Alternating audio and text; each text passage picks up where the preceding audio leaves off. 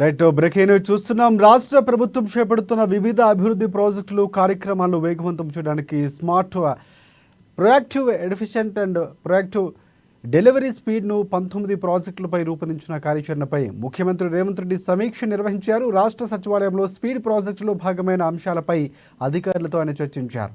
ఈ సమీక్షకు సిఎస్ శాంతికుమారితో పాటు మంత్రి జూపల్లి కృష్ణారావు, పర్యాటక అభివృద్ధి సంస్థ చైర్మన్ రమేష్ రెడ్డి తదితరులు హాజరయ్యారు.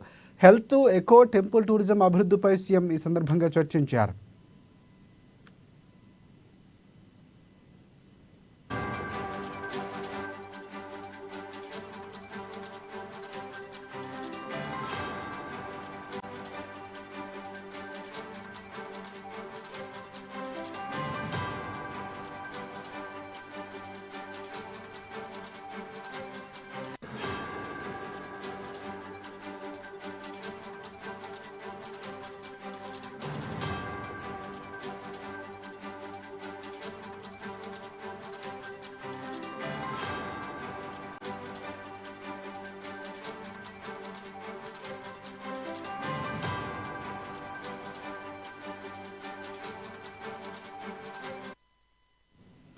ఇక వేములవాడ ఆలయ విస్తరణకు బడ్జెట్లో 50 కోట్ల రూపాయలు కేటాయించిన నేపథ్యంలో ఇవాళ సీఎం రేవంత్ రెడ్డిని ప్రభుత్వ విప్ ఆది శ్రీనివాస్, వేములవాడ ఆలయ నిర్వాహకులు, అధికారులు మర్యాదపూర్వకంగా కలిసి కృతజ్ఞతలు తెలిపారు.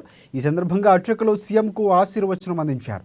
రాజన్న ఆలయ విస్తరణ ప్రణాళికలు నమూనాపై శృంగేరి పీఠం అనుమతి తీసుకోవాల్సి ఉందని కూడా వివరించగా, వెంటనే అనుమతి తీసుకొని అందుకు సంబంధించిన పనులు చేపట్టాల్సిందిగా ముఖ్యమంత్రి సూచించారు.